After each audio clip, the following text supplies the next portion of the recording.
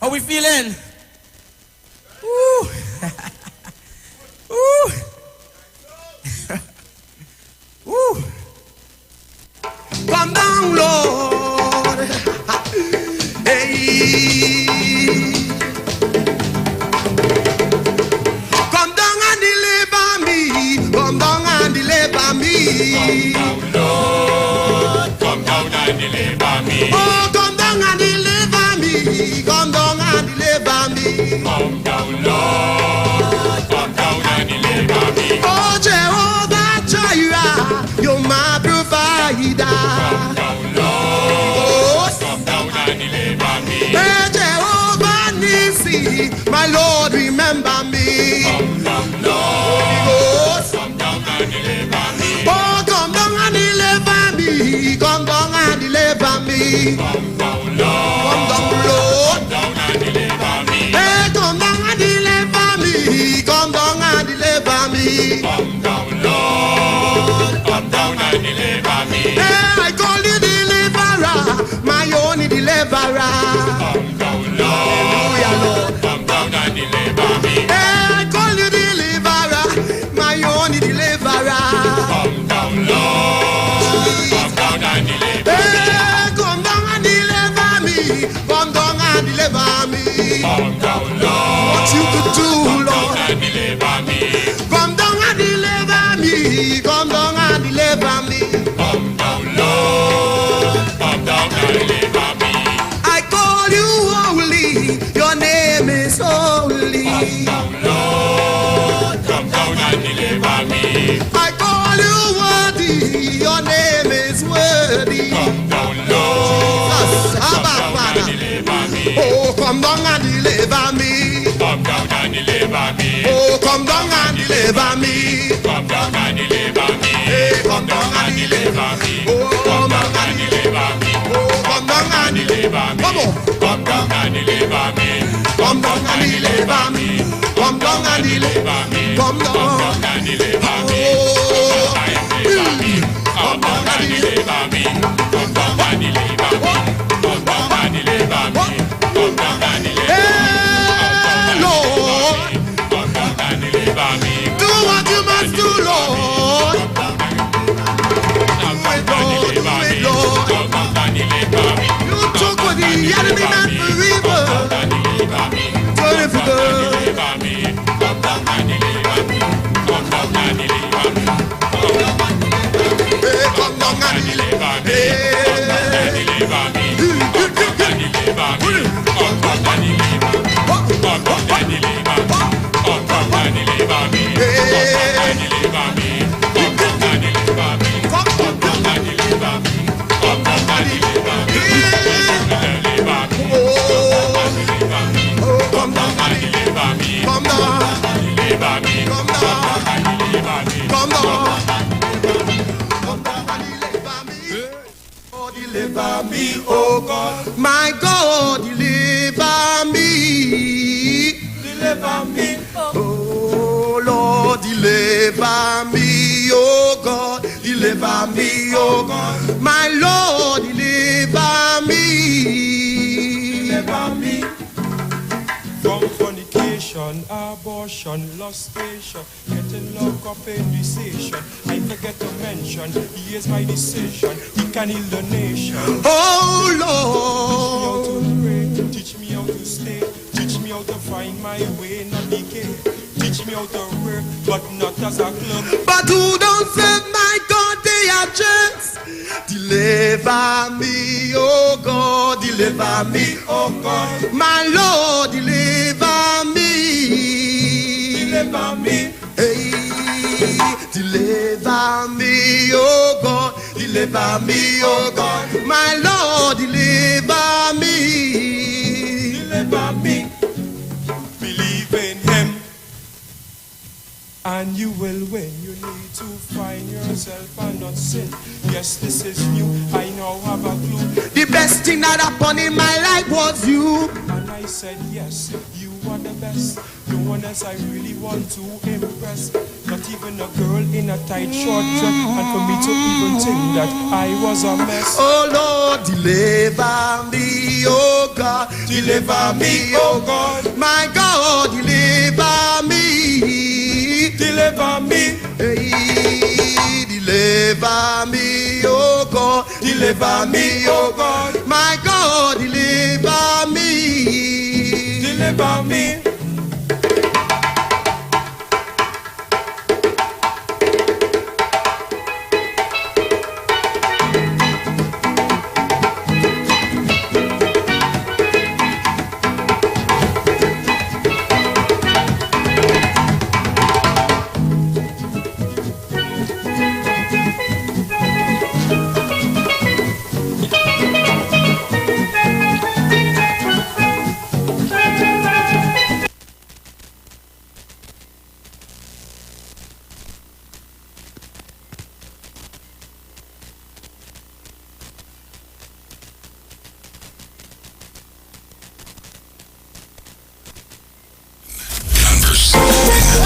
All on Street 91.9 FM, the official station that defends the nation.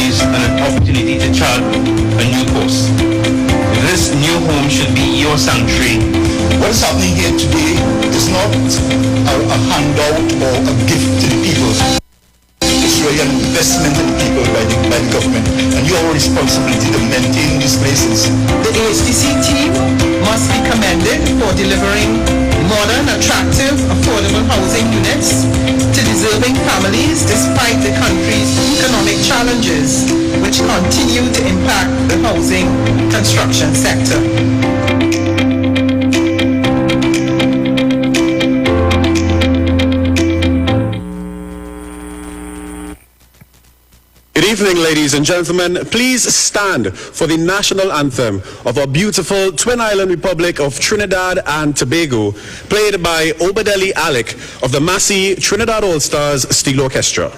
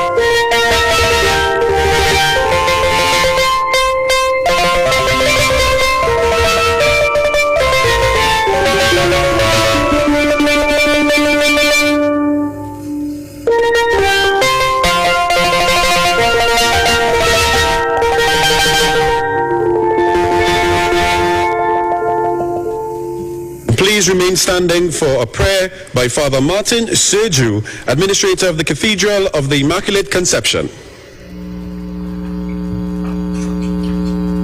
In the name of the Father, and of the Son, and of the Holy Spirit. Amen. Jesus made a tour through all the towns and villages, teaching in their synagogues, proclaiming the good news of the kingdom, and curing all kinds of diseases and sickness. And when he saw the crowds, he felt sorry for them, because they were harassed and dejected like sheep without a shepherd. Then he said to his disciples, "The harvest is rich, but the laborers are few. So ask the Lord of the harvest to send laborers to his harvest." Matthew 9:35-37. God of all peoples, God of all nations, we thank you for this East Port of Spain Regeneration Project, the HDC, and all parties who conceived of it. We are tired of hearing places referred to as disadvantaged communities or hotspots when we are already in the hotspot of the pandemic. We want a richer life and more humane conditions of social intercourse. Forgive us when we have allowed communities to go into decline and neglect. Forgive us for paying short shrift to education and community solidarity. Enable us to find hard data on the levels of poverty in East Port of Spain, the configuration of family life, the health of families, the number of working poor, and the differently abled. May this East Port of Spain project build on these so as to truly enhance life in the long term. Let this evening be an evening of listening and not just hearing, of give and take, in a spirit of compromise and respect, and fraternal charity. May we continue to follow the 3 W's in keeping ourselves safe, washing hands, wearing face masks, and watching social distance. And let's not forget our planet Lord. Help us to regenerate in Piccadilly and Besson Street as far as is possible, little green spaces where we can leave green footprints, not just for ourselves, but for our children and grandchildren to inherit. Amen. Blessings. Shalom. Thank you, Father Serju. Ladies and gentlemen, you may be seated. Once again, good evening, Trinidad and Tobago, and welcome to this public consultation on the Piccadilly and Besson Streets East Port of Spain Urban Regeneration Project. Thank you for joining us. My name is Colin Graves, and I have been invited by the HDC to moderate this evening's event. We are coming to you live from the auditorium of the Government Campus Plaza, downtown Port of Spain. Actually, we're not too far from the areas which we'll actually be discussing tonight. And as we observe all COVID-19 protocols, we are once again happy to have you virtually with us via TTT and on the HDC's Facebook page. We're also live on radio on I-95.5 FM, 91.1 FM, and on 91.9 FM. Now, because we're covering all of the bases for virtual participation, we're very happy tonight to have a special group of participants of about 500 people who are here with us via Zoom this evening, and we will hear from them a bit later in this consultation. But I'm excited. Why? Because tonight we have a really great panel here to present, to get your feedback, and more importantly, to answer your questions about the proposed regeneration project for Piccadilly Street, Besson Street, and East Port of Spain. At this time, I'd like to introduce our panelists.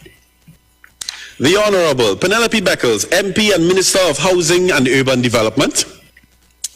His Worship, Alderman Joel Martinez, Mayor of Port of Spain. The Honorable Keith Scotland, Member of Parliament for Port of Spain South. Ms. Giselle McFarlane, the Managing Director of the Housing Development Corporation, the HDC. And Mr. Nigel Barrow, Senior Manager, Urban Planning at the HDC. Also, I'd like to say a special good evening to Woman Superintendent Lancaster Ellis of the Trinidad and Tobago Police Service, who is with us via Zoom tonight and will participate in our Q&A segment a bit later. In addition to our speakers here, we'd also like to recognize the following guests joining us virtually. Online, we have Senator the Honorable Donna Cox, Minister of Social Development and Family Services, and as well as other government ministers and MPs. We're also joined tonight by the Deputy Mayor of Port of Spain, the CEO and members of the Port of Spain City Corporation, Mr. Noel Garcia, the HDC Chairman, TTPS representatives and representatives from the Ministry of Social Development and Family Services, and other stakeholders. So, what is this all about? Well, this consultation is all about you, the stakeholders, especially those who live and work in the community. Tonight is about giving you an opportunity to add your voice to the conversation about the revitalization plans for Piccadilly Street, Besson Street, and East Port of Spain. Tonight's event will communicate the proposed plan and provide a platform for you to express your feelings, voice your concerns, and ask your questions. So here's how tonight will run. We'd first have a round of opening remarks from the Mayor of Port of Spain, the Member of Parliament for the area, and the Minister of Housing and Urban Development. They will provide context and background to the project from their perspective and their various roles. Then, we'll have a presentation by the HDC where they would go into the actual design and elements of the proposed plan. Following that, we'd open up the floor and you'd be invited to ask questions and provide feedback on the project. Sounds good, right? Well, let's get the ball rolling with our first speaker. I now invite the Mayor of Port of Spain, His Worship, Alderman Joel Martinez, to deliver remarks.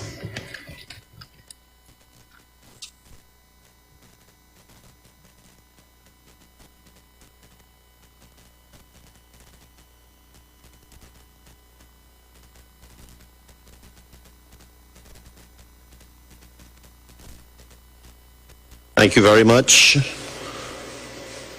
The Honorable Penelope Beckles, Minister of Housing and Urban Development, Minister of the Honorable Donna Cox, who is on virtually, Minister of Social Development and Family Services, other ministers and MPs who are following online, Member of Parliament, Mr. Keith Scotland, from Port of Spain South, Deputy Mayor Helen Morian, and members of Council of the Port of Spain Corporation, Mr. Noel Garcia, Chairman of the Trinidad and Tobago Housing Development Corporation, Ms. Giselle McFarlane, the HTC Managing Director, representatives from the East Port of Spain Development Company Limited and the Urban Development Corporation of Trinidad and Tobago, UDCOT, stakeholders from the Trinidad and Tobago Police Service, the Ministry of Social Development and Family Services, residents and business owners from East Port of Spain, other members of the viewing and listening audience, good afternoon or good evening all. Our capital city. Dealing with current issues in society. If we could only get, as I said repeatedly, the sort of attitude that the population as a whole has to the entire carnival celebration, if we could have that throughout the year. Trinidad and Tobago would be the richest country in the world. The official station that defends the nation. The Street 91 FM. Dealing with current issues in society. If we could only get, as I said repeatedly, the sort of attitude that the population as a whole has to the entire carnival celebration, if we could have that throughout the year. Trinidad and Tobago would be the richest country in the world. The official station that defends the nation. The Street 91 FM. This is one reason for our public consultation this evening. We view you, the citizen, as our major stakeholders, and your voice is therefore important to any development within our capital city. Our Prime Minister, Dr. the Honorable Keith Rowley, has been leading a major revitalization program for the city of Port of Spain. This is a move which the Council of Port of Spain fully supports, especially since our goal has been to bring people back into the capital city. And as the Prime Minister has said, revitalization would not exclude the citizens who live in Port of Spain. This evening, it therefore brings me great pleasure to welcome you to listen and invite your views on the future development of East Port of Spain and our plans to implement an urban regeneration project in that space. Its first phase will focus on Piccadilly and Besseau Streets. The project intention is to transform, develop, and breathe new life into this area. You may remember that some months ago, we hosted a similar public consultation for Arapita Avenue with the same objective. As the world becomes more urbanized, the number of people living in urban spaces is expected to increase. In fact, the United Nations believes that the number of people living in urban centers will increase to 6.5 billion by 2050. To accommodate these incoming populations, popular cities like Paris, New York, and Tokyo are building more housing and more public resources like recreational and commercial spaces, schools, and as part of a large development plans transportation networks as part of large development plans for these cities.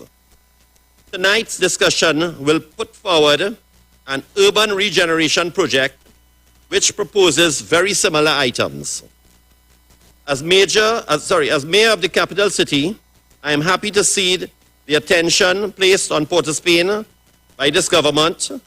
I am also overjoyed that we are able to engage our citizens in such a meaningful way about these projects and the city development.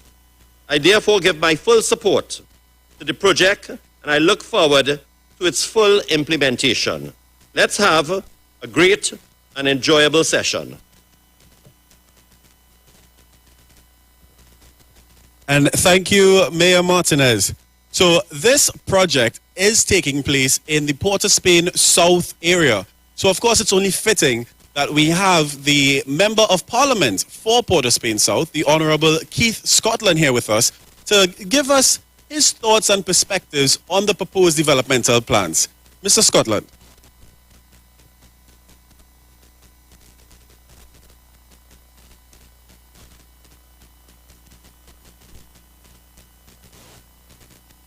Good evening, everyone. Honorable Minister, His Worship, Mayor, all other protocols observed. The narrative for East Port of Spain and for Port of Spain South must stay focused and must stay positive. We will not have a counter-narrative that is derailing us in Port of Spain South from our objective. And one of the main objectives is to develop East Port of Spain and by extension Port of Spain South in a manner befitting a constituent of the capital city of our beloved country. By this project, this government is attempting to look after and improve the lives and living conditions of the persons who reside in East Port of Spain and the experience for those who will visit East Port of Spain, both from a micro and a macro level.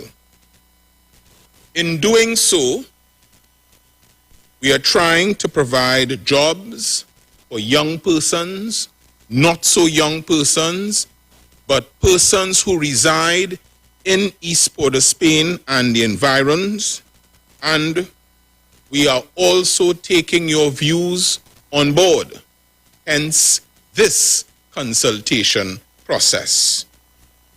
This project will go a long way to achieve this goal of the improvement and amelioration in the lives and living conditions of the citizens and the residents of East Port of Spain.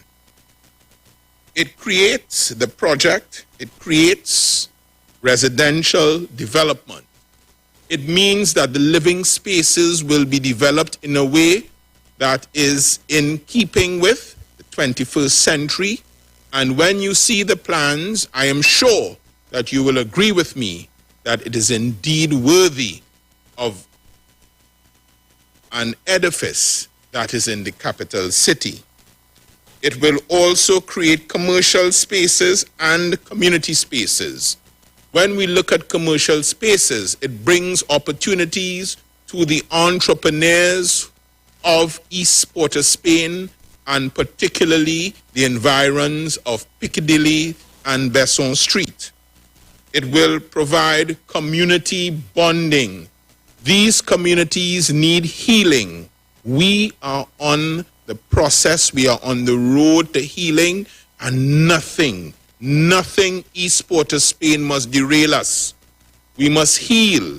We must be a cohesive and strong unit, and we must move forward for positive developments, not just for us, but for the generations to come who would look back and ask us, what have you done in East Port of Spain? It creates recreational areas, which is in keeping with international standards for East Port of Spain. When last, people of East Port of Spain, have you all spun a top, or pitched some marbles, or played rounders, or played hide and seek in the areas of East Port of Spain? That creates community, that creates cohesion, that expels divisiveness. Also, this project shows a concentration of resources in East Port of Spain. That is critical. It is needed and it is timely.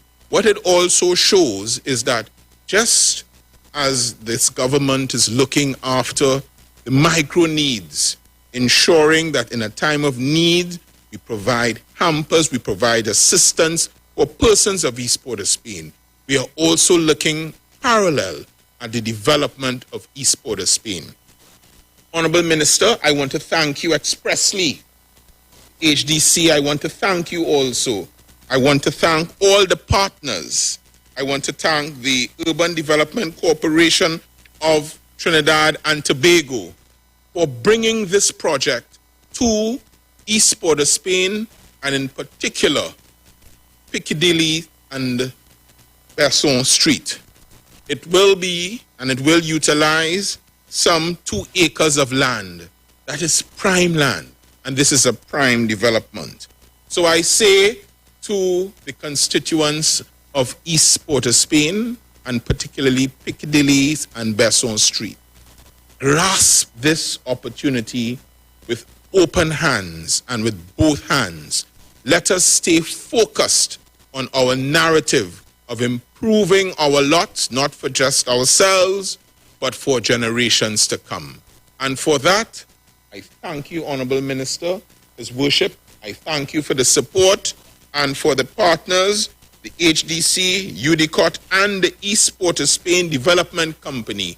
On behalf of the people who reside in this great constituency of Port of Spain South, which I am humbled to serve, I thank you.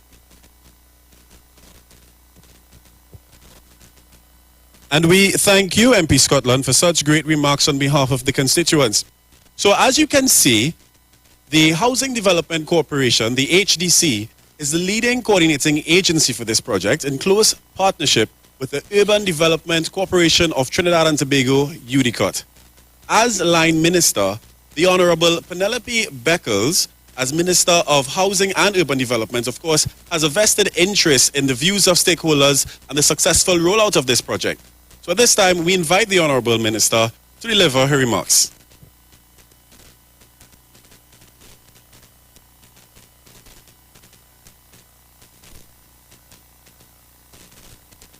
Thank you very much, Chairman. And let me first of all acknowledge my fellow panelists, His Worship, the Mayor of Port of Spain, Mr. Joel Martinez, my parliamentary colleague, the Honourable Skeet Scotland, Member of Parliament for Port of Spain South, Ms. Giselle McFarling, Managing Director of the HDC, as well as Mr. Nigel Barrow of the HDC, and to acknowledge those joining us virtually, Senator the Honourable Donna Cox, Minister of Social Development, the Honourable Adrian Leons, Minister in the Ministry of Housing and Urban Development, Councillor for East Dry River, Mr. Clint Batiste, as well as the Deputy Mayor and other members of Council. And I'd also like to specially acknowledge the Chairman of the HDC, Mr. Noel Garcia, as well as other members of the board, together, of course, with stakeholders and other interest groups, participants, viewers, members of the media, ladies and gentlemen. Good evening. It is my pleasure to be here at this semi-virtual public consultation, which is being held so that every voice has an opportunity to be heard regarding Phase 1 of the Piccadilly Street Urban Regeneration Project.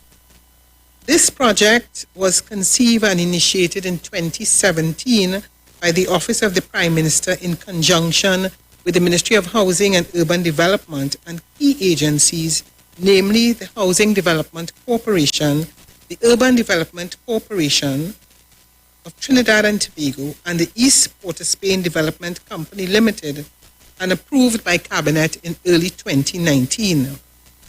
The aim of this project is to reinvigorate East Port of Spain as part of the master plan to revitalize the city of Port of Spain.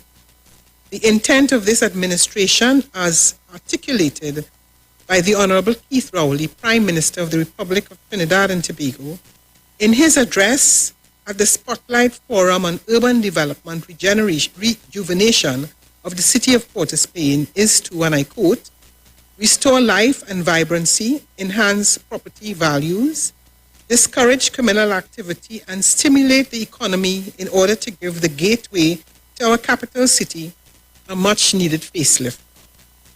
The importance of this undertaking is to ensure that as our capital city transitions into a 21st century city, East Port of Spain is not left behind. We can argue with that, except that it may have been too long in coming, but now it is finally here.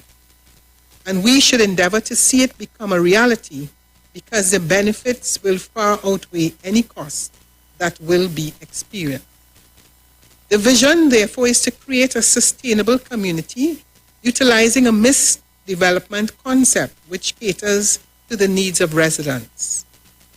This is in keeping with the country's National Development Strategy, Vision 2030, and the UN's New Urban Agenda, whereby we can build capacity and improve the economic viability of the area to foster a more inclusive, sustainable, safer, and resilient urban community, which will not only improve the quality of life for those who will live there, but ensure a positive experience for those who will visit.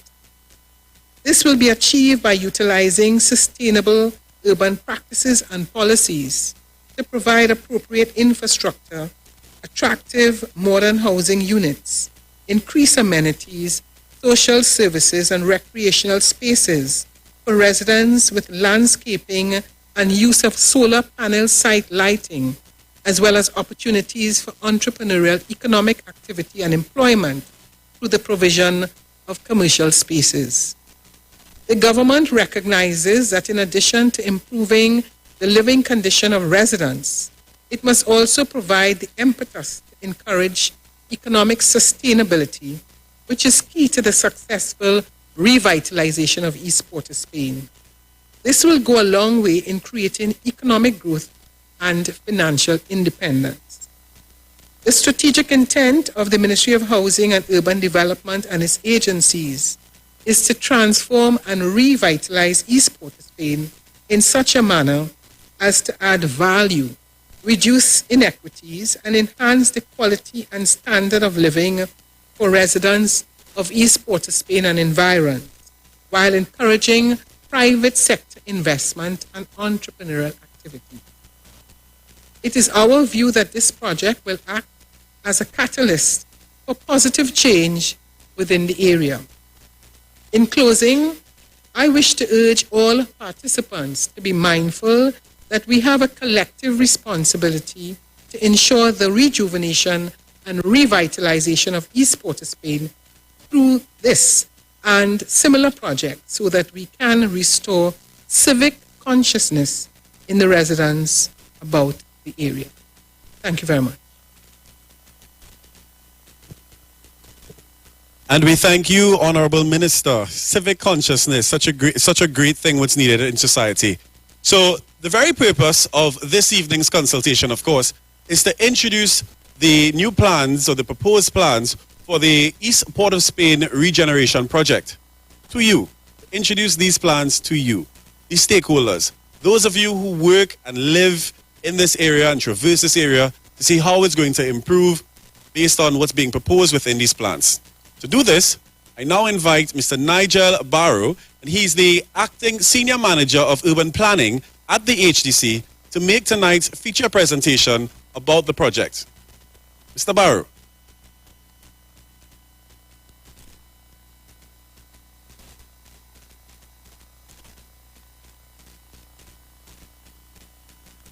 Good evening all, and all protocols observed. I would like to just thank you all for coming out to this evening's public consultation on the Piccadilly and Besson Streets Urban Regeneration Project. I will take you through a brief presentation, and then we will go through or invite your questions for what you think the AGC has developed thus far, and we'd like to invite your comments, ideals as to what you would have your community look like at the end of the day.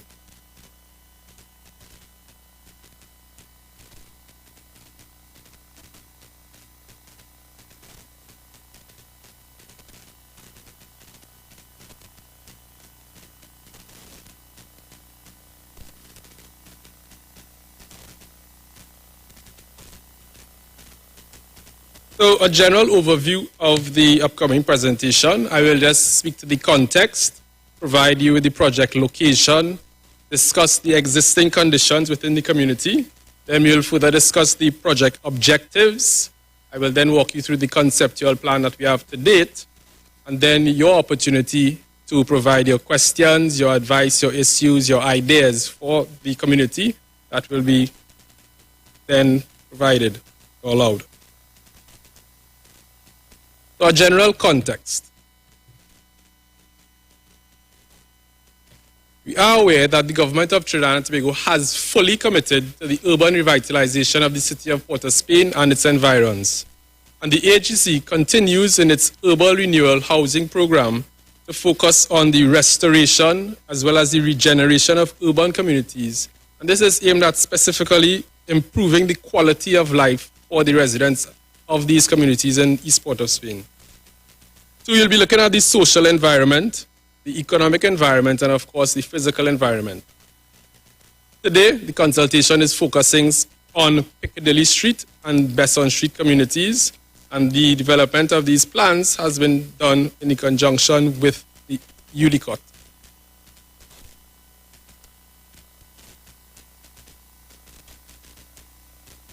How was AGC reached to where we are today?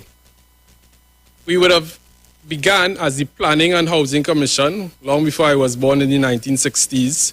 We then developed into the National Housing Authority, and in 2005, the Housing Development Corporation was birthed. And from since the early 60s, we would have been providing urban housing communities in and around Port of Spain. We have some examples of these. We have Methuen Street in Woodbrook, and that would have been developed in and around 1967. Our Place, Mango Rose, John Towers, Sharford Court, John Towers, and most recent, our Clifton Street housing development. So let us speak to the project location. The larger area for consideration for the regeneration forms just a part of East Port of Spain, as is shown here on the map.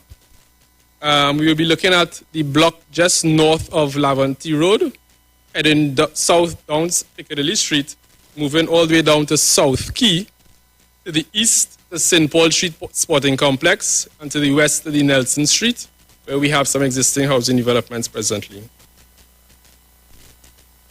To zoom in a little, we'll be dealing with Piccadilly Street in particular, and the Besson Street area in and around the existing police station, the new police station, and again south and east, to the St. Paul Street Sporting Complex. Existing conditions. As the Minister would have said, this project was initiated in and around 2017. So we have done some work on it, and we would have done some reconnaissance surveys, some social surveys as well, to get a full understanding of the community. We would have found that the main land uses would be predominantly residential, commercial, as well as some institutional uses. In looking at the community, it is a highly dense populated area, and it has informal and unplanned development. The mayor would have also spoke to the age of the city, over 100 years. So of course, some of the infrastructure in the communities has become outdated and will require some upgrades. The residents would have indicated to us that they find that there's inadequate social and recreational spaces and amenities. Again, the age of the city will tell you that the housing stock, houses which should have been built over 100 years, would be deteriorating and need some upgrades. The resident population also spoke to the issue of unemployment, as well as lack of tenure. And tenure, we speak to the title and ownership of the properties and houses in which they live. So the project we are dealing with is the regeneration of 2 communities of East Port of Spain. And the aim of any form of regeneration and the aim of the HDC is not just to provide housing, but also to provide sustainable communities. And when we speak to regeneration, we are dealing with a comprehensive and an integrated vision and action that seeks to resolve the urban issues such as those we identified before and bring about a lasting improvement in the economic, physical, social, and environmental conditions. So the AGC is not just about building homes, we are about building sustainable communities that have long-term positive effects. So the objectives coming out of the aim of the project would be firstly to improve the living standards of the residents of East Port of Spain, improve and increase the housing stock, providing tenure for residents where possible, upgrade and improve the infrastructure, provide economic and business opportunities for residents within the East Port of Spain communities, provide skills training to make persons more employable, provide social and community services, as well as additional open spaces and recreation, and even some urban agriculture. And of course, in doing all of this, this will enhance the aesthetics of the community, and we will provide a greater safety through the urban design. Let's get down to the nitty-gritty and focus on the conceptual plan. Identified here is the Piccadilly Street area.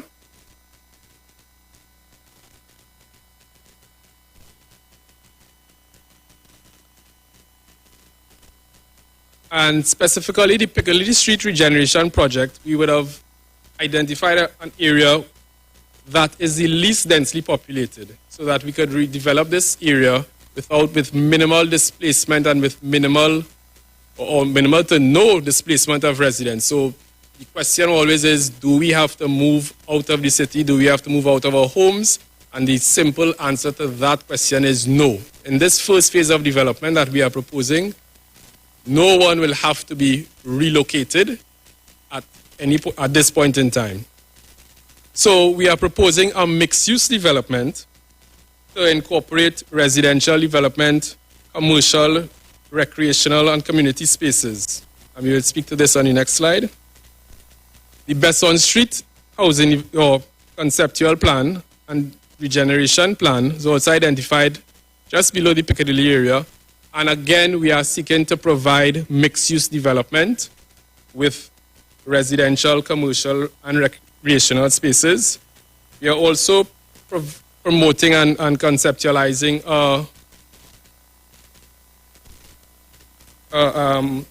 provision of a space to provide some skills training for the community.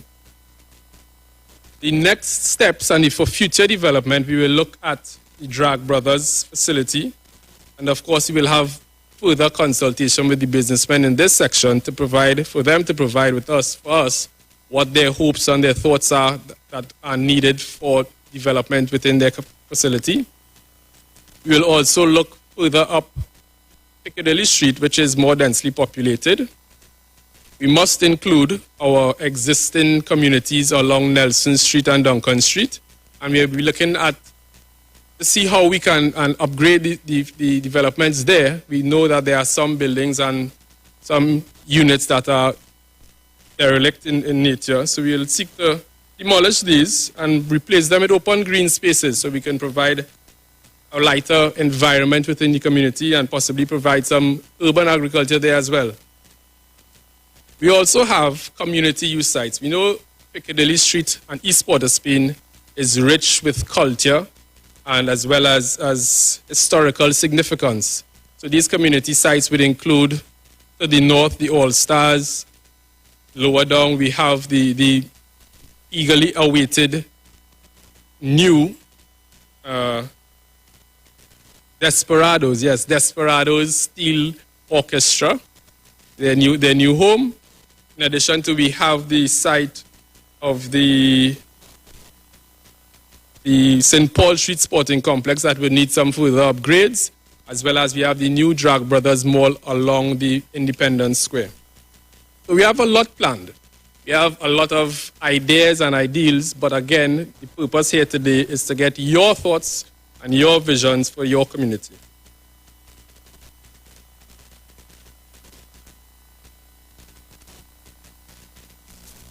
So what are we proposing for Piccadilly Street Regeneration Project? The slide here shows the residential development, which will include 6 residential buildings with a mix of 3, 2, as well as 1 bedroom units, and there will be also accessible units for persons in need of that.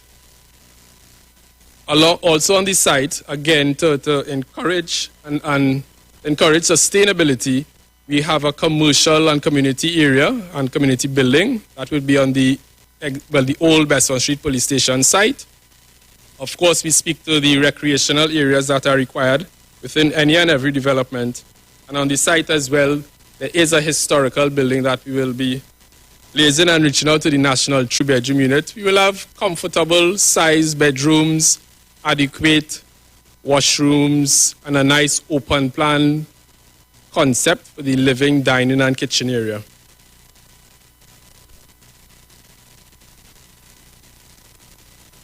The Piccadilly Commercial Plaza.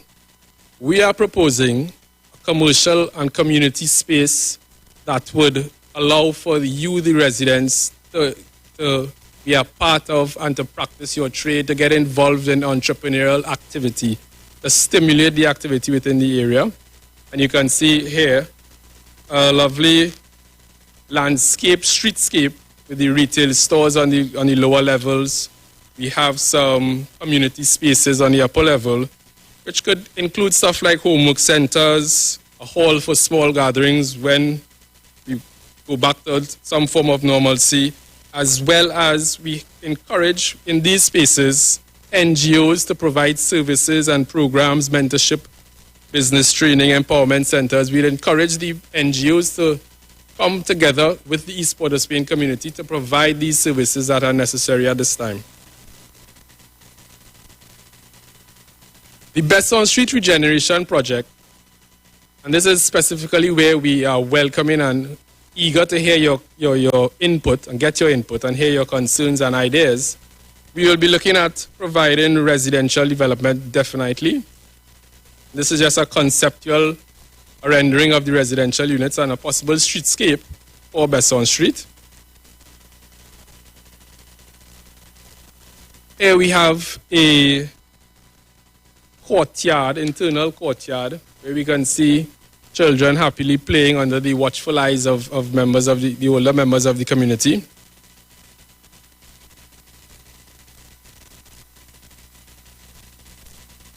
And as part of the Besson Street Regeneration Project, we are also proposing a micro-industry. And this is further to encourage employment and encourage entrepreneurship. We are trying to provide the space, the opportunity, the area to engage in manufacturing, fabrication facilities, act as a trade incubator, and launch a platform for you, the residents, to get part of the entrepreneurship activities. So products from these space like this, a park like this, can be then used within even our HGC developments, as we are required to refurbish and upgrade regularly the communities and the buildings that we have existing presently. We'll also be reaching out to NEDCO to provide some assistance and guidance with regard to this form of development.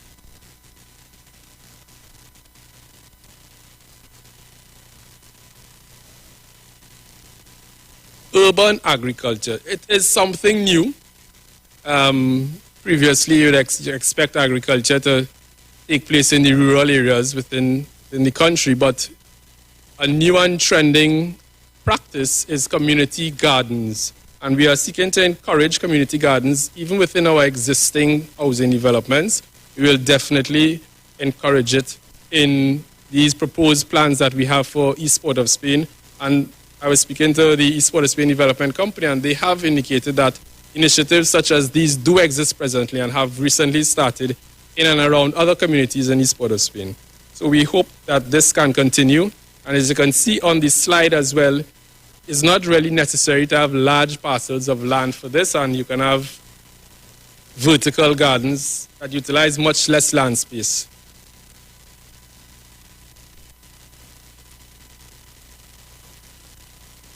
Again, we discuss further community facilities, and this is a rendering of the brand new proposed Desperados Pan Theatre, which we eagerly await to participate in and visit when the world reopens and allows us to do such.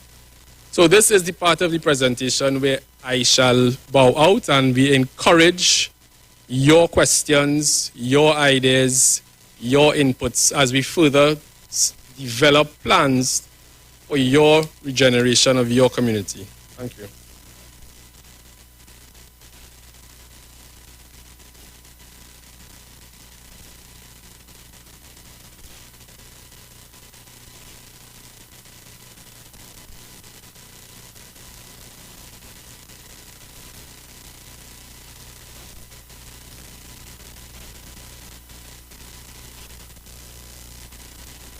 And thank you very much, Mr. Barrow, for taking us through such a detailed presentation with vivid visuals and, of course, that explanation on the proposed plan.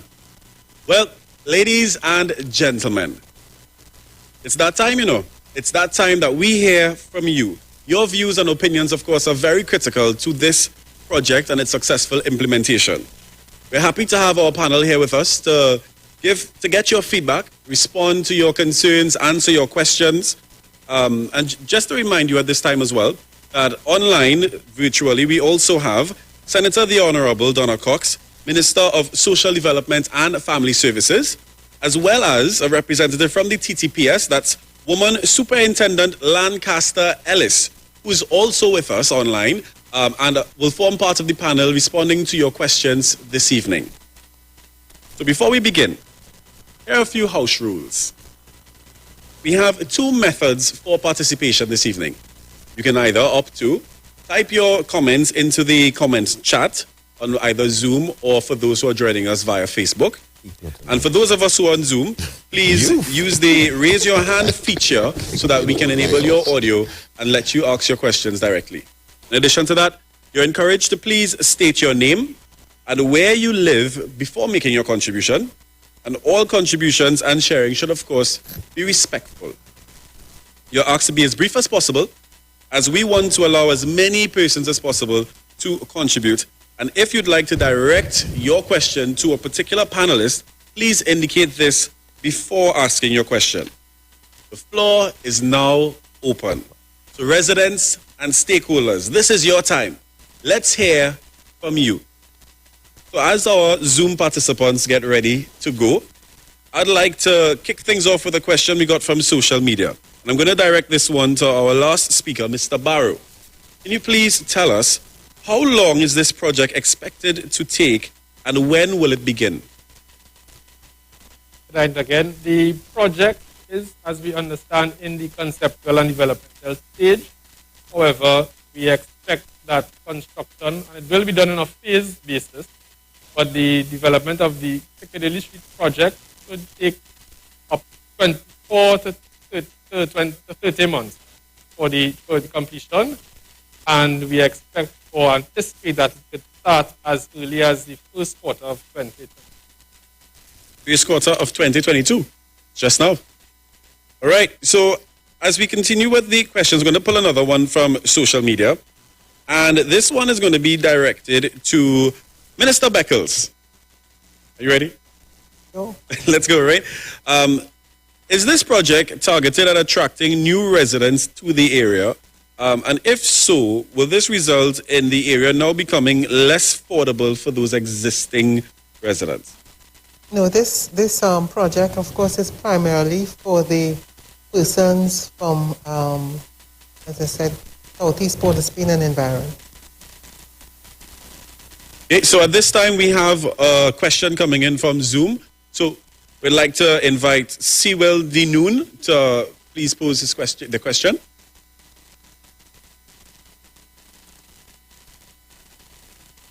Sewell, are you there with us? Can you hear me? Hello? Yep, we're hearing you. Great.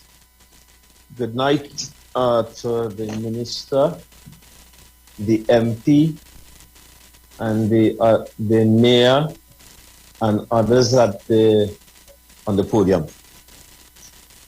So, this is my concern. The history has shown that there have been projects done in the past. There's one where you have several buildings on St. Paul Street. The projects are not well run by the HDC.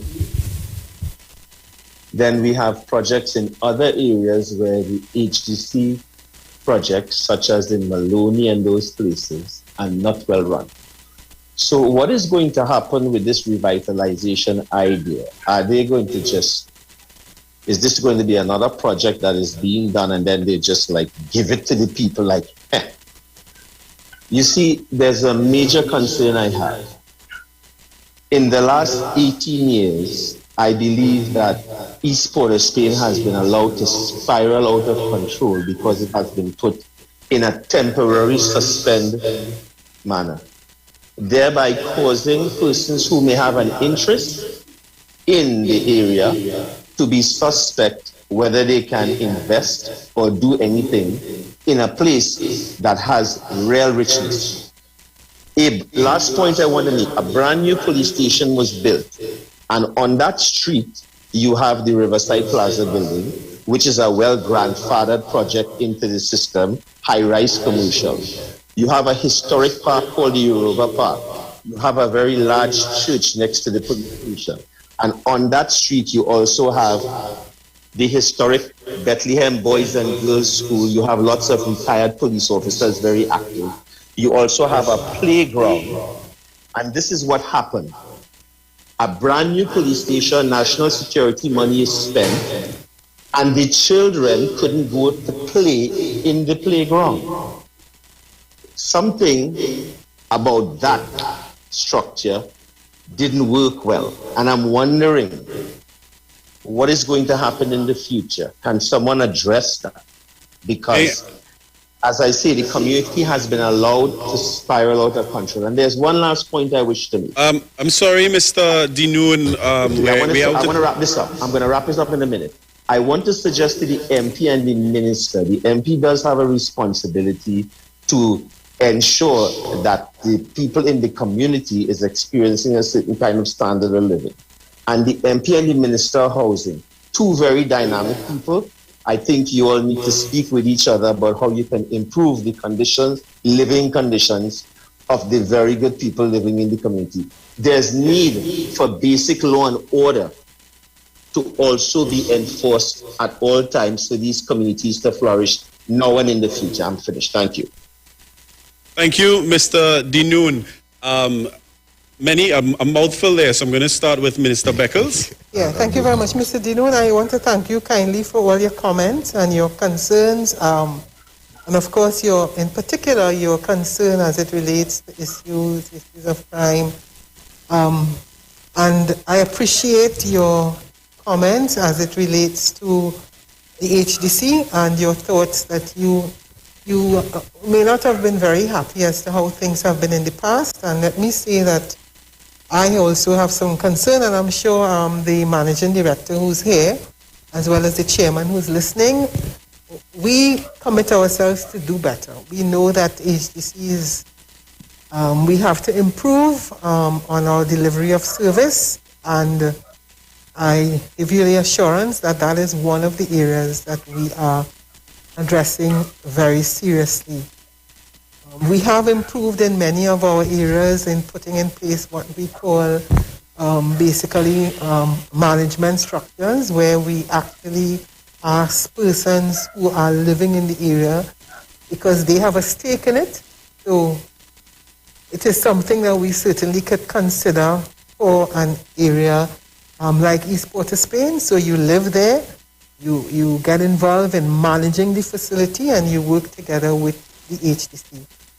One of the things we don't discuss enough, of course, is the cost of maintenance of buildings and the responsibility both to the HDC as well as the tenant. So that is something we're going to look at very closely. I want to thank you as well for identifying all the important areas, the Yoruba village, sharing with us that this particular area that we are dealing with is rich culturally, important historically.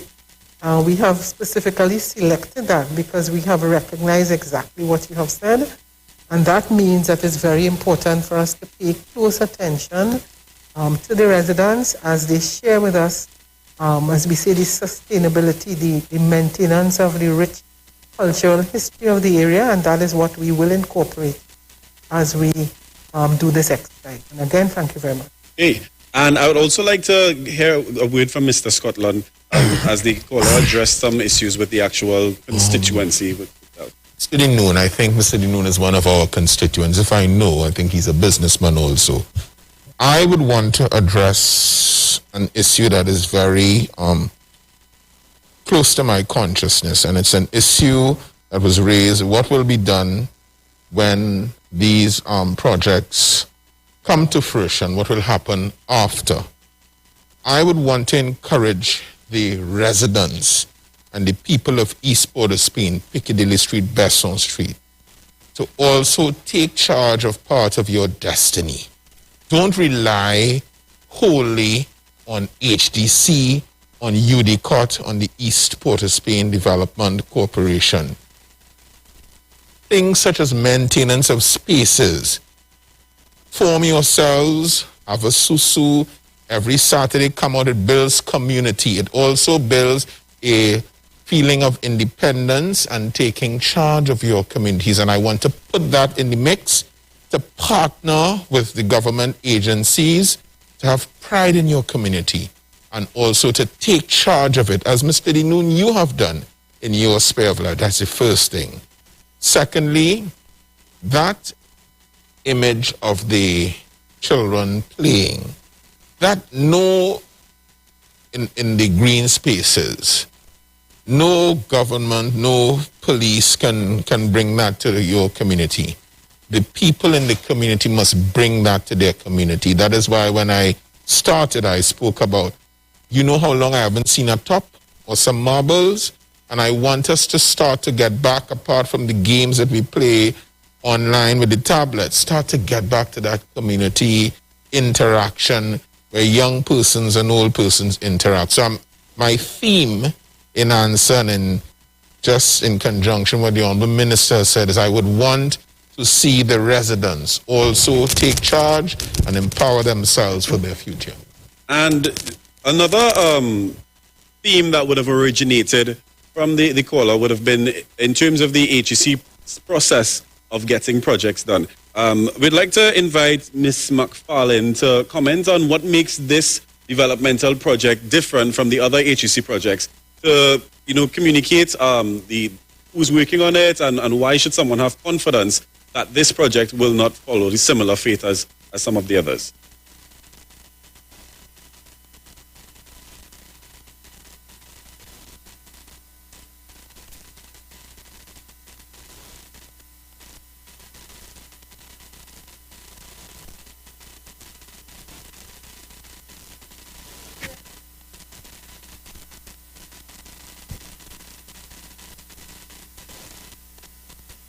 Excuse me, I'm sorry, your mic was off for the first part of your delivery. So they just asked if you can kindly just repeat that side of it. Master Control, we good? No? Okay, so we'll come back to that question as the technicians come to adjust your mic, right? I want to switch a little bit to the mayor. Mayor Martinez, there's a question here about what is the importance of a project such as this, a rejuvenation and revitalization project, specifically of East Port of Spain? What does that actually mean to the city of Port of Spain as a whole? Thank you very much, and good afternoon all, and all the people who are listening out there. First of all, the city of Port of Spain has developed in so many different areas, but without the East Port of Spain being developed properly. And when this council came together a few years ago, we spent a lot of time on looking at the development of East Port of Spain as such, and how we can bring and rejuvenate that area basically, and bring people back to the city, because we realized that East Port of Spain particularly is a very special part of Port of Spain. It is basically with the birthplace of Camboulet, Carnival, the Steel Pan, we have just recently been given a designation from UNESCO, the City of Music. And the people of East Port of Spain are culturally rich. They are the ones that have really placed Carnival on the map of Trinidad and Tobago that is spawned all over the world. And we have neglected those people to some extent. And the thing about it is that East Port of Spain, when you drive along Piccadilly Street, you realize how beautiful the space is. Because I've been to Cambodia on a number of occasions, and I've seen how really and truly when you see that dynamic, it's so rich and beautiful. I think the Port of Spain Corporation has always felt that we can play a major part in the development of East Port of Spain. I am very happy that we have a Member of Parliament in Keith, Scotland, who has shown tremendous interest and is willing to work with the Port of Spain Corporation to be able to ensure that the city and that the area in which he represents is, turns out to be something of really a wonder, where the people can really enjoy and feel that sense of pride once again. Okay, thank you very much. So before we actually go back to Ms. McFarlane, we have someone on standby, Nigel Ramsey, who's on standby via Zoom and has a question that he would like to ask. Nigel, are you there?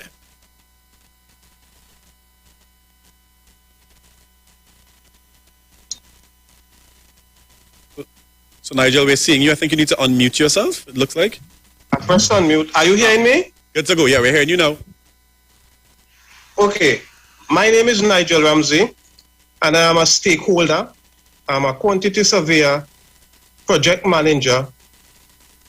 As a result, I'm a member of the Institute of Surveyors of Trinidad and Tobago, and their representative on the JCC, the Joint Consultative Council for the Construction Industry. So I have,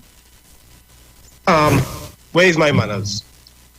Good night to the moderator, to members of cabinet, members of parliament, council, HDC, UDCOT, residents and stakeholders. So I have two questions. One I would like to direct to Mr. Barrow and one to Ms. McFarlane. The first question is to Mr. Barrow is there a larger development plan for Port of Spain which incorporates East Port of Spain development? And the second question is, in relation to the construction side, would this project be given or tendered out to one large contractor, or would it be given out in smaller work packages where local contractors could participate? Thank you. Barrow? To answer your second question, I think that would be left to the MD. Or? Yes, I could answer the second. To answer the first question, we have selected this section of East Port of Spain as the starting point to further develop a regenerative plan as part of East Port of Spain, as well as a part of the greater revitalization plan within the full city of Port of Spain.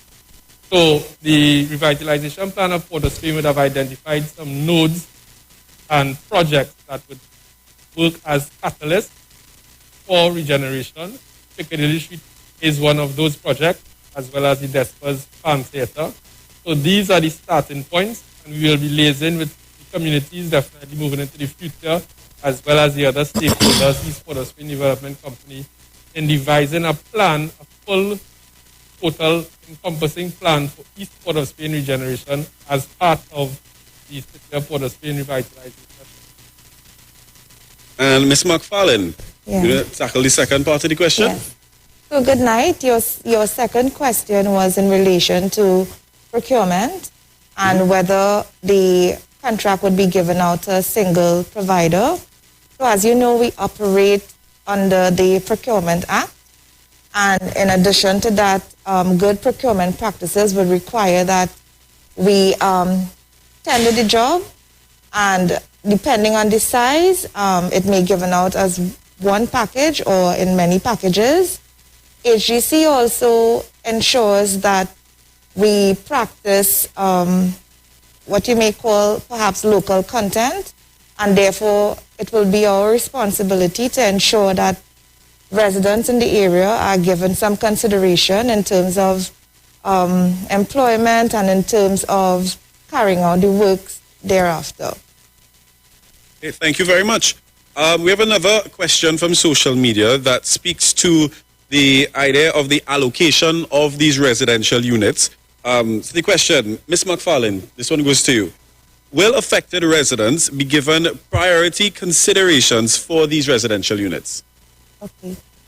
So HGC's policy in relation to allocation is based on being over 21 years old, not having previous property, qualifying based on earnings under 25,000, and in order to obtain a house, one must have an application in, and based on the qualifications just mentioned, a house will or can be allocated to residents. For this particular project, we intend to use our allocation process firstly. However, we intend to also look at the residents and give them the ability to be able to have a better chance of getting one of the houses. Okay.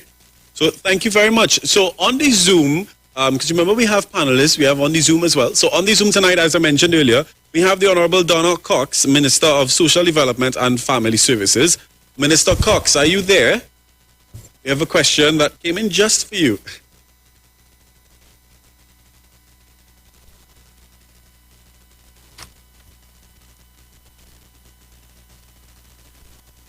Okay, so while we wait, we seem to have lost Minister Cox. We'll come back in a bit and try that again. In the meantime, we have Curtis online via Zoom, who has a question he would like to ask. Curtis Edwards? Oh, yes. Are you there? Are you hearing me? Yes, we're hearing you. Let me say good night to the panel, and congratulations. Let me just say thanks and for a job well done.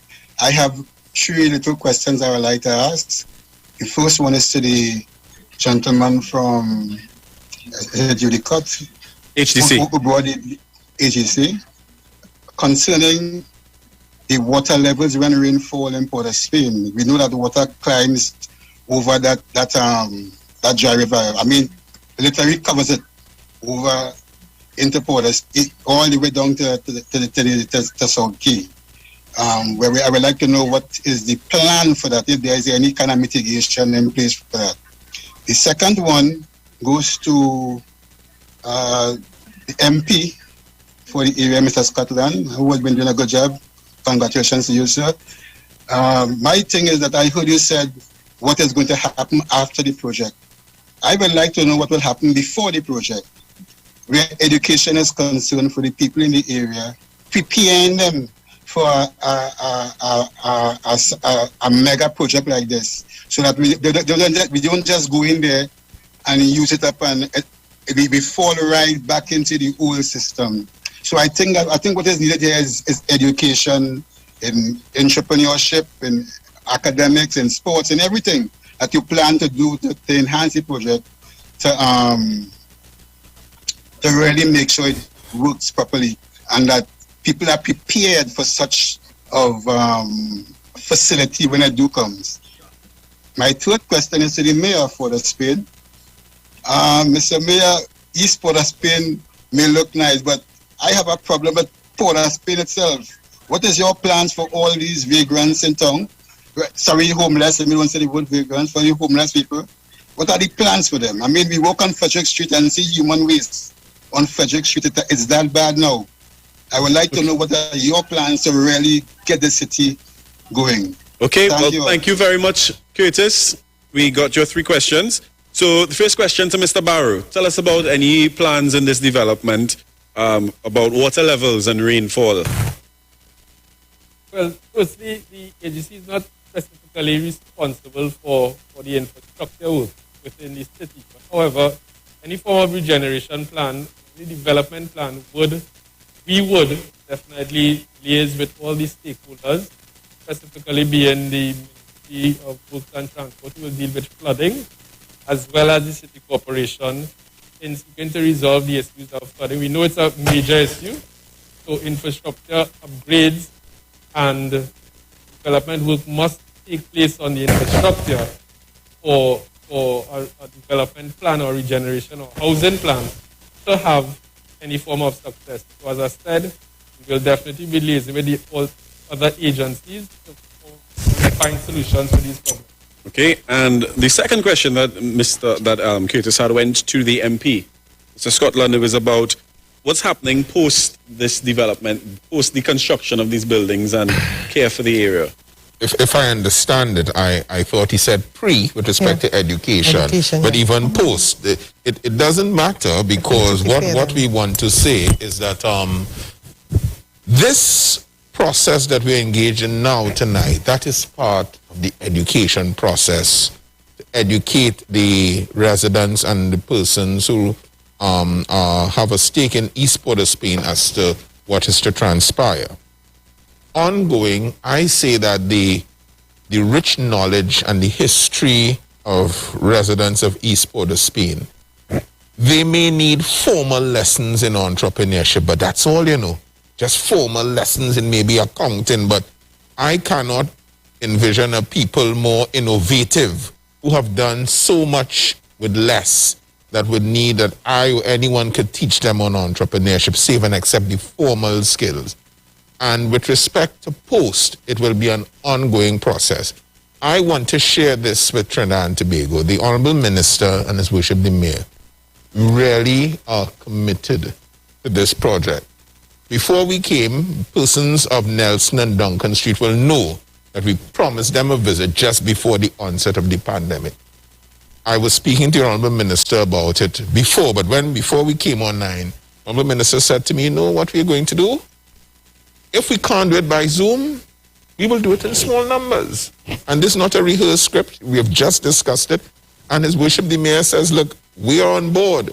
So what I'm saying is that once you have persons that are committed, the education process will be ongoing. I'm sure that my councillors, Councillor Batiste, Sylvester, Councillor Bristol, they are on board, Councillor Frederick. Those are the councillors, yes, His Worship, and we are willing to be there as part of the educational process and to have people in Port of Spain experience a nicer living environment. Very nice. And the third question was directed to His Worship, Mayor Martinez. And that question specifically was about the overall aesthetics of the city. Well, the homelessness has been with us for some time. And the CSDP building, which is a car park that has housed the homeless, has been there for about 25 years. And yet still, it has not done the job, because we are seeing homelessness all over the city. My council and the Port of Spain Corporation has been dogged with the fact that we have been trying to do something about it. Fortunately, we have a minister in the Ministry of Social Development and Family Services in Donna Cox, who I have had a number of discussions with, and we are eagerly looking at a way in which to solve that pandemic, basically, because it is not easy for a homeless person to live on the streets of Port of Spain. We don't like seeing it, and they don't like being there. And so that we have been constantly having conversations on it. We have engaged a number of NGOs, including the Homeless Assistance Office, and only today we had a conversation with regard to how are we going about the process to be able to assist the homeless people. We have done a number of things. We have had a number of discussions, and we have done a number of ideas have come about. And I'm sure very shortly, if we were able to get the minister on the line, she would have told you that the Social Development Ministry is actually looking.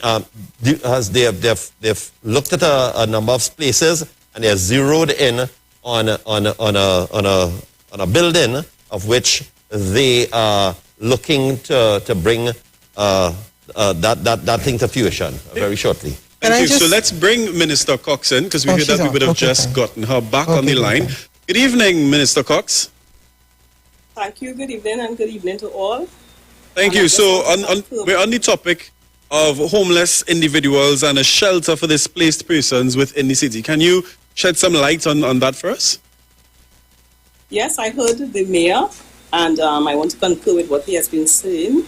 But what happened is that we have been having a lot of meetings with our stakeholders, key stakeholders, including the Ministry of Health, the mayor's office, and we have been looking for a suitable place to accommodate the homeless, because we know that where they are presently, they need to move soon. And we found a place, we have zeroed in on an area, and we are just hoping that very soon we would be able to rid the city of the homeless. But of course, what I want to say is that moving the homeless requires a collaborative approach. So I've also been having meetings with the Minister of Housing, and they are assisting us in locating a suitable place. And I want to say too that we cannot just, the Ministry of Social Development cannot just go and take persons off the street. It may seem as an easy task, but it is not. It definitely requires a collaborative approach, including the Ministry of Health, because persons must be assessed first. It is not everyone who is on the street has a mental issue. So therefore, in keeping with the international standards, they must be assessed. So we must first have an assessment center set up so that persons can be assessed. There are those who may be, they may be on the street because of substance abuse. So when that is determined, then of course we would have to take them to the right area. But hopefully, with the approach that we have taken, we have had a few key stakeholder meetings, and we have had very good collaboration with our stakeholders, and we are hoping that we will be able to move them off the street soon. Thank you very much, Minister Cox. At this time, since we're on Zoom, we're going to keep it there. We have another question coming in from Antonio Clements via Zoom. Antonio, are you there? Good night, I'm here. Good night. Good night, Member of Parliament, Keith Scotland. Good night, everybody. I have a few questions. In terms of the history with the Camberley riots, we must also mention across from the Camberley riots, which is the two gingerbread houses. What is the future for the gingerbread houses? Also, another historical site, which is the Piccadilly Government Primary School. What is the future for Piccadilly Government Primary School? Also, you stated that, well, not you, but someone stated that the people will not be relocated at this moment. When will these people be relocated? Where will they be relocated? And by chance, what are the expenses, possible expenses of that relocation? Thank you for your patience. Okay, and thank you, Antonio. So, a couple of questions there. I would like to possibly through this one. Who's going to take it? HEC, MP. We're talking about the historical sites within the area. He's added the gingerbread houses, the primary schools and stuff like that. Get your comments on that? Well, the historical sites, and His Worship will concur, we have no plans to demolish those. In fact, the plans are subject, of course, to resources to refurbish and to ensure that they are kept as part of our history. National treasure. And because that is exactly what they are. And so it's a development that is running parallel. And with respect to the schools, did he mention which school he's talking about? He said the government primary school, I believe. Probably better. Piccadilly Government. Piccadilly Government. Well, I haven't heard anything that will say that that school will be in any way closed down. In fact, all the schools from Nelson Street Boys and Girls Bethlehem boys and girls, all the RC schools, all of them are up and running, and we are trying to ensure that we keep the primary schools open so that persons who live in the area, apart from having nice houses, can also have their children educated very close to home. Okay. So another question coming in, and this one goes to the representatives from the HDC. The question is, what will happen, and it follows on Antonia's question in terms of, will the residents of the Besson Street and Piccadilly areas be displaced or inconvenienced by this construction project? So they're going back and forth. Mr. Barrow. So again, in the first phase of development, there's no required displacement. The idea is in providing additional housing units within the area, possibility of relocating persons within Piccadilly and Besson Street to the newly developed Piccadilly Street Generation project to that residential site. That is a possible relocation strategy that would then allow for further development of alternative areas from where those persons may have resided before. And since we're on the topic of these actual units themselves, question coming in, what are the estimated selling prices? What price ranges are we looking at if available for these residential units? Ms. McFarlane. Right. So currently we have no prices for these units. We are in consultation stage, and we are trying to ascertain what are the uses and what the residents would like to have. The proposed project comprises of 3 bedrooms, 2 and 1 bedroom units. And after our consultation, we would then engage the architects, go through the tendering procedure, and then the cost will be determined. So at this point, there's no cost to be placed on any of the units. Mr. Scotland, you look like you had something you wanted to add there. No, I am just having a word with the Honorable Minister as the urgency. Okay, gotcha. Thank you very much. So guys, we hope you're really enjoying how this is going and the opportunity for you to ask your questions. Be sure to put your questions in the chat box, interact with our panelists. They're here to respond to your concerns. And at this time, we have another participant on the Zoom Live. We throw it to Claire Terry. Claire, are you there? Yes, I am. Hi, Claire. Good evening. Panel. All protocols in place. My name is Claire Terry. I live at 84 Piccadilly Street, which is an HCC compound for all my life. Okay, so this whole situation come like a deja vu to me, because I was really young when the same thing happened to us in Mango Roads, right? We were relocated and we came back to beautiful, beautiful units, right? But I just have a suggestion.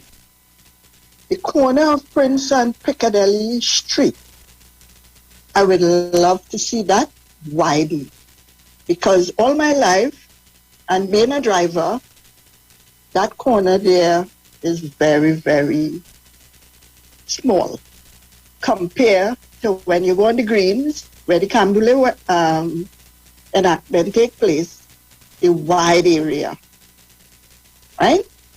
And going down to Besson Street and Piccadilly Street, the same thing happened at that particular intersection. I know this could be a works transport decision, but I am just putting it in the mix, right? My other suggestion or observation is the East Dry River. I live directly east of the river, so I see everything that goes on in the river. In my early years, the river was our play park, playground. Many footballers, national, many cricketers, everybody, we used to go down in there. Trust me. And it was clean and tidy. And big leagues used to be going on in that dry river. Now it really hurts me to see how the dry river is. And coming now to rejuvenate the area, I would like to know or see something fruitful come out of that dry river. Thank you. Hey, anyone would like to comment on that? Mayor Martinez? I would like to tell Claire, first of all, I want to congratulate you for bringing up some really nostalgic moments in the city of Port of Spain, especially East Port of Spain. Just today and for the last couple of days, I've driven down Charlotte Street and went across into Piccadilly Street to go down there by the homeless center area. And I know exactly the spot that she's talking about because I think I have thought the same thing. And I said I would like to bring that up with the Ministry of Works because it's really a narrow area that leads into the area where your office is, MP. And the thing about it is that if that is done and they really look to develop that space there, it will change the dynamic of Piccadilly Street in such a miraculous way. And the people of East Port of Spain deserve nothing better than that. I think it's a great opportunity for us to do it now, and I thank Claire for that. I like when she spoke about the fact that the East Dry River was really their playground, right? Where and you talked about it in your presentation about things like that, and maybe we should reconsider. Maybe we should look at the fact because the Port of Spain Corporation's mandate now is really to clean the city. And cleaning, and we can collaborate, and we have done that with the Ministry of Works with regard to collaborating the cleaning of our water courses. And it is the dry river, except for when, the rush of water comes down, and you hear, you remember when Kitchener sang that song about everything coming down in the river? Well, apart from that, it's dry. But we have not really maintained it properly, and that's the fault of the Ministry of Works, but it is also us because we are the custodians of the city and we should really have done better than that. So Claire, I really appreciate your contributions, and I think we should really take what she has said and add it to our list of things that we can do to really add to the value of the East Port of Spain area. Very nice, thank you. So we have another person coming to us live via Zoom. We now invite Kurt Charles to ask his questions of the panel. Good evening, Kurt. Kurt, I believe you're muted from what I'm seeing. No, he's not. And his hand is up. Yeah, he's muted now. Yeah. Kurt? Hello, good night. Good night.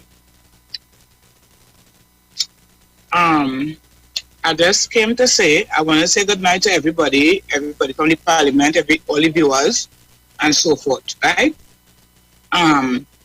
My contribution to this, I live in 39 Piccadilly Street. I own a private property, but I rent here, right? I want to know what is the views all I have on people like who renting on private properties. And I want to know, will we be able to get an agency house in prior to this situation that is taking place right now, right? And number two is like, will all you be addressing the area properly pertaining to policing and so forth? Because remember, is different type of activities is be taking place. I don't know if Wally will be upgrading that, right? And we have to deal like with the rivers and so forth, because we don't want like when all upgrade the place, we started to get flood out and all these different type of things. So this is my contribution. Okay, thank you. Thank you very much, Kurt. First question we'd like to direct to the panel. Minister Beckles, we're talking about views of residents on various private properties and being able to treat with them. Well, I mean, as I understand it from her, she said she's on renting on I. I mean, if it is that those particular properties are parcels of land that, for example, the HEC needs to acquire, let's say as an example, then obviously the appropriate compensation will have to be paid, if at all. You need to acquire private property. And I mean, if it is that, I think the MD indicated that a person is interested in one of the apartments or properties, then there is the particular procedure, that policy that is in place for the purposes of allocating houses. I also wanted, she raised the issue of flooding, and I think it was Mr. Dinoon who also spoke about the issue of water and the impact, and I was actually trying to quickly send off a message there to my colleague, the Minister of Work, since this is coming up over and over, to see whether or not he's on listening. Because obviously, Claire spoke about the dry river, but a lot of people are talking about flooding, a lot of people are talking about what is the impact as it relates to water and water quality.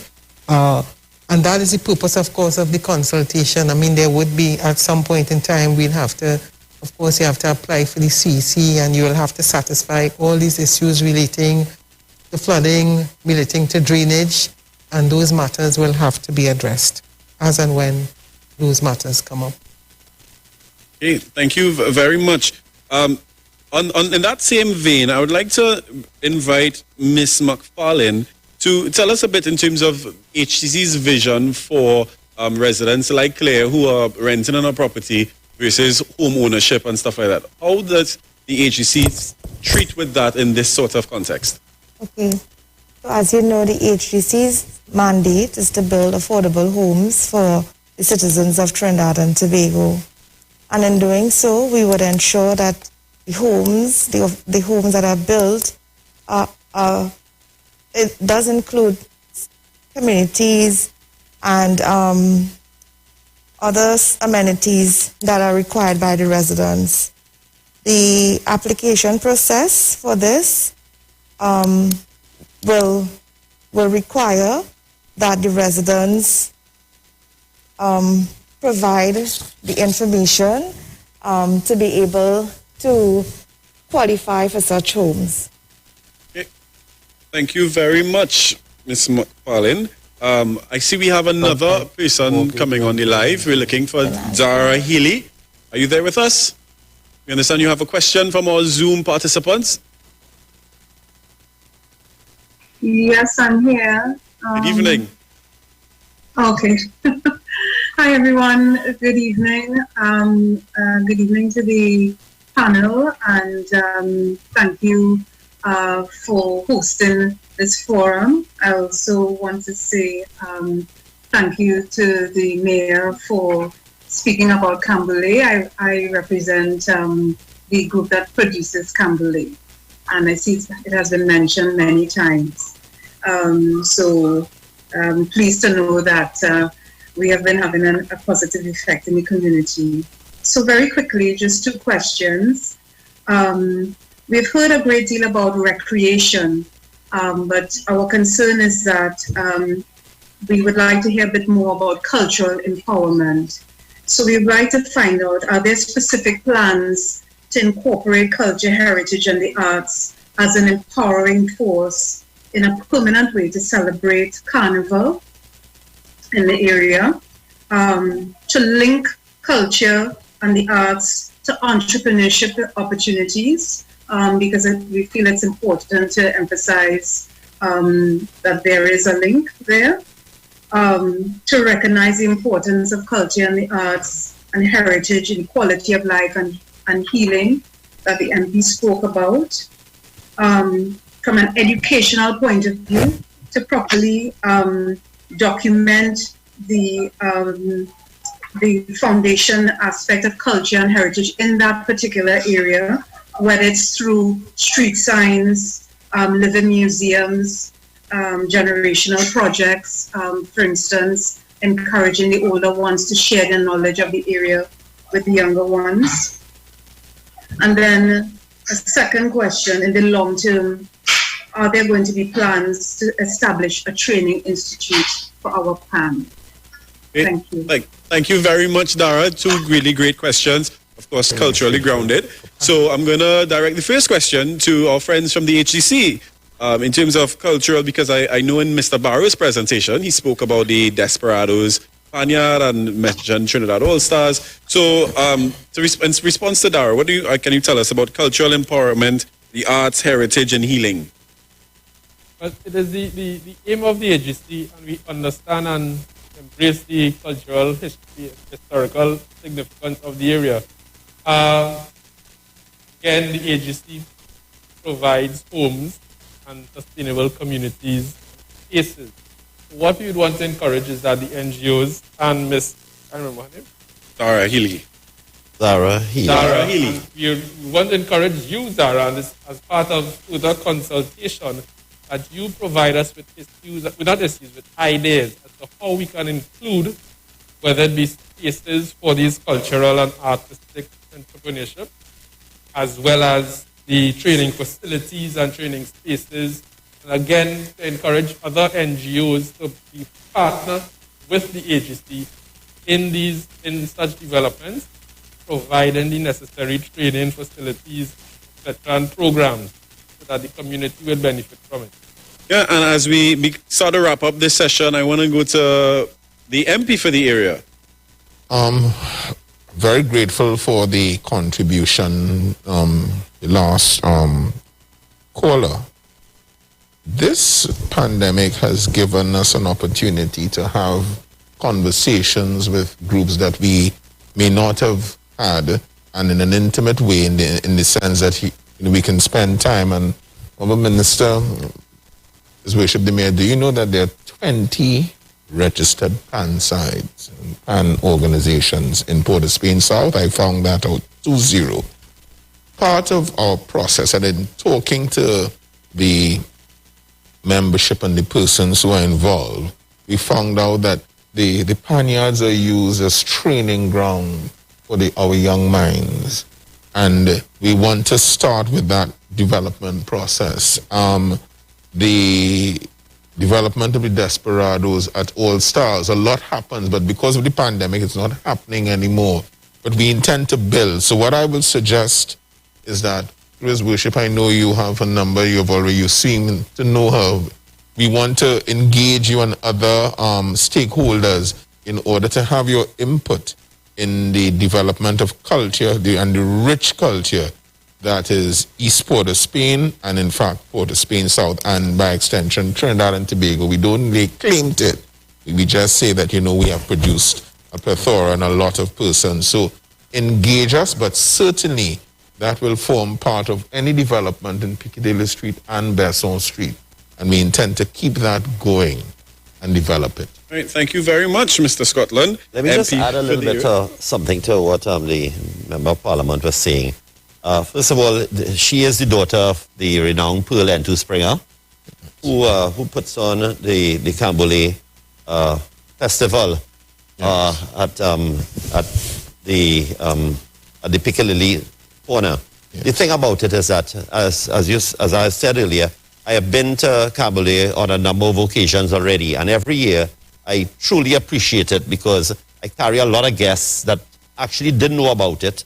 It starts at 4 o'clock in the morning, and it's really a wonderful event. It's what you call street theater, and it's the theater itself is the street, and the way the whole set is created, it's really a dynamic.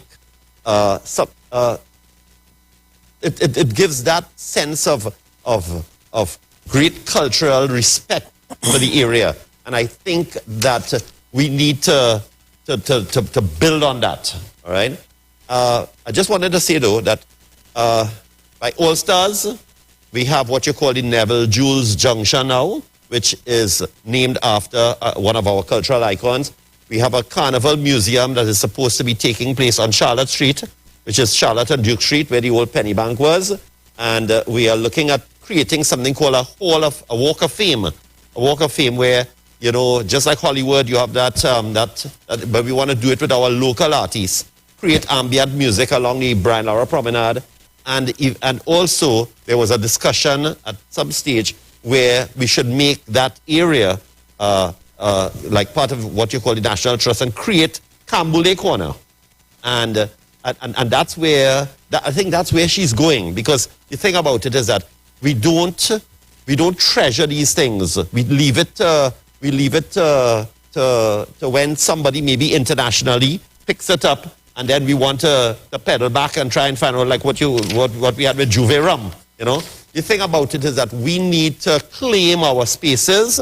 We need to build our culture, because if we have no culture, we have nothing. And that's, to me, one of the most important areas. We are building the culture while we are putting up the beautiful buildings. I think HDC has done a fantastic job over the years. If you look at the type of buildings that HDC have put up within the last couple of years, it's phenomenal, and it has made a lot of homes for a lot of people who never thought they would find themselves in a beautiful apartment, you know, somewhere in the city of Port of Spain. And in order to bring people back to any city, you have to transform, and you have to be able to build residence for people to enjoy the facilities of the city of Port of Spain. We need to do that, and this is the time. Okay, thank you very much. And now we're going to have our final caller this evening, Miss Lizelle Gastaldo. Are you there? Also joining us live via Zoom this evening. Good evening, Lizelle. Hello, good night. Good night. Good night. You can go ahead and ask your question to the panel. Okay, thank you so much for this forum. I appreciate this so much. My name is Lizelle Bastaldo, and I live at Piccadilly Lane, which is in the back of the Seventh-day Adventist Church and also in the back of the gingerbread houses. My question is, does this revitalization project also include our area? Most importantly, our area, which is Piccadilly Lane, we experience a lot of landslides. My question is the HEC and the UDCAT aware of this issue, and are they establishing any measures to address and alleviate this problem? Thank you. Thank you very much, Lizelle. So to our reps from the HEC, Mr. Barrow. As part of the reconnaissance mission earlier back in 2018, we could have visited that Piccadilly Lane site. We were not aware of the issues of landslides, but we were also aware that there is some available space for development in and around Piccadilly Lane. So we would be definitely looking at that as a second phase to the Piccadilly Street regeneration project. However, we will need to consult with the relevant ministries with respect to the solving the problem of the landslides that we have at present. Okay.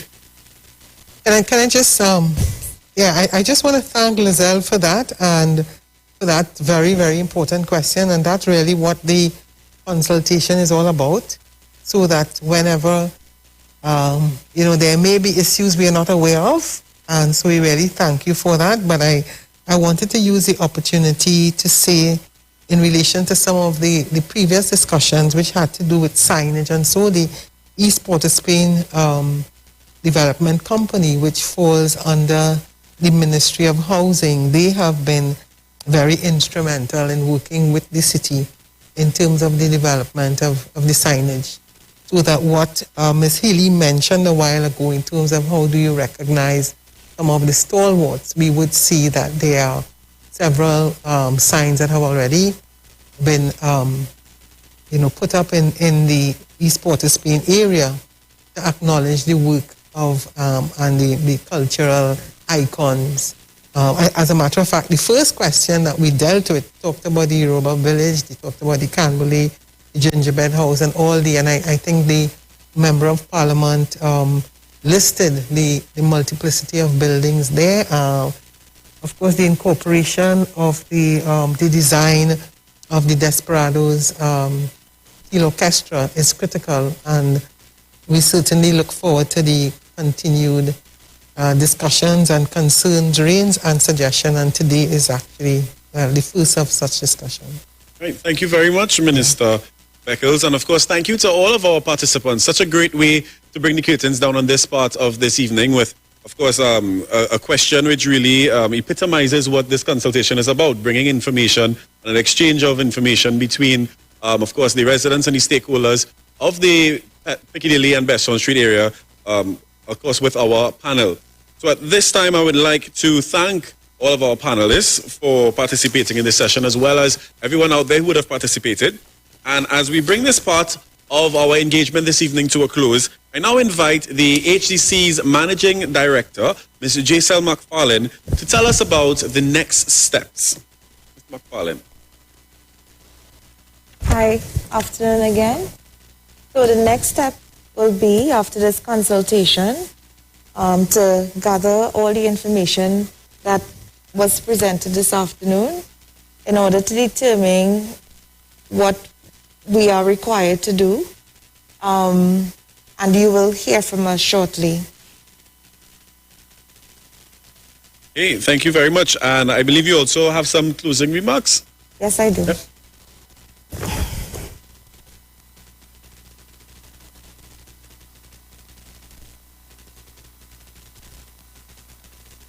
Listen, when I was on the phone, they don't listen nothing. We don't have. Please allow me to recognize Joel Martinez, Mayor of the City of Port of Spain, the Honorable Penelope Beckles, our Line Minister, Minister of Housing and Urban Development, Senator. Real. I want the truth. Straight. You can't handle the truth. And fair. I seek righteousness. The official station that defends the nation. The Street 91 FM.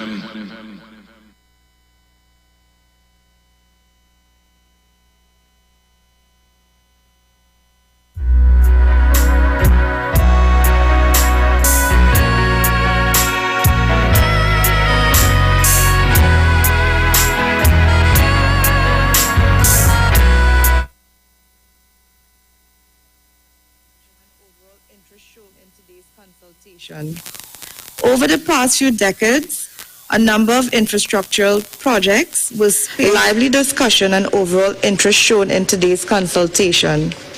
Over the past few decades, a number of infrastructural projects was spearheaded by the HEC in this area, the most recent being the Clifton Tower community. However, I am sure many of you would agree that there needs to be a plan for the holistic development of East Port of Spain. This project, presented to you this evening, is the first part of a detailed, comprehensive program that is being proposed for all who live and work in these communities. The Piccadilly and Besson Street East Port of Spain Urban Regeneration Project, which is part of the Port of Spain Revitalization Program, will enhance the rehabilitate this part of the city, improve the facade and living conditions of those who desire to live in this area, and is expected to encourage entrepreneurship, employment opportunities, and economic growth. As the agency charged with overseeing this phase, we wish to assure residents that this consultation is the first of many engagement initiatives which will be undertaken as the project is implemented. It is our desire to engage in open, honest communication between residents and stakeholders. We therefore look forward to your ongoing interest and participation. I therefore wish to thank the residents who participated in this evening's session and posed questions. I know there may have been other activities that could have easily held your interest, but you chose to remain with us for the duration of this session.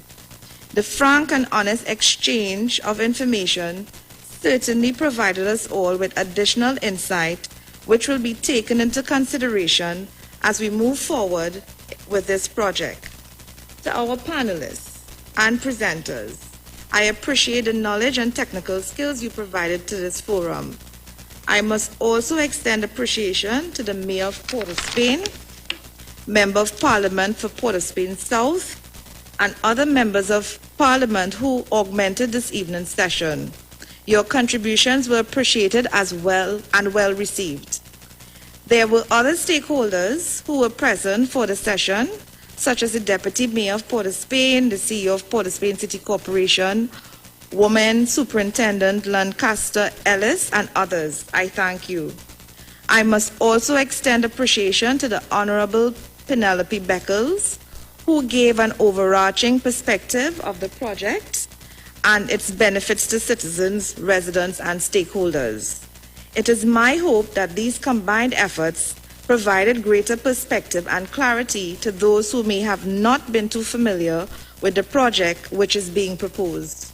Ladies and gentlemen, our engagement with you on issues related to this project will not end today. We will continue to post information on our website, social media platforms, via notices, and conduct other forms of engagement to ensure that you are kept in the loop at the various stages of this project. I hope you enjoy the rest of your evening and continue to be safe. Thank you.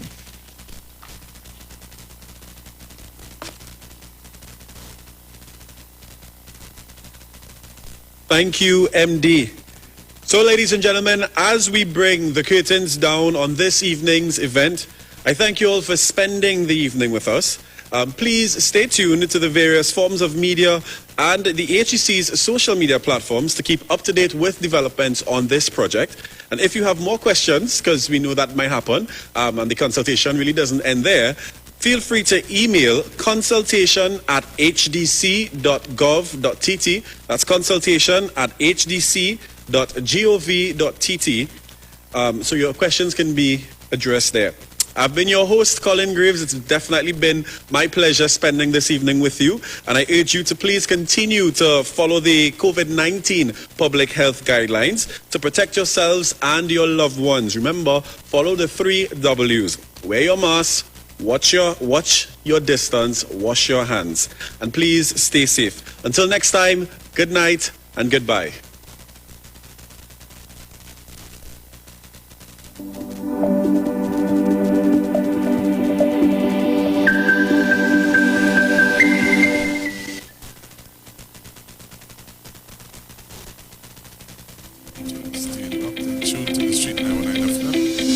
We continue to bring you the information here.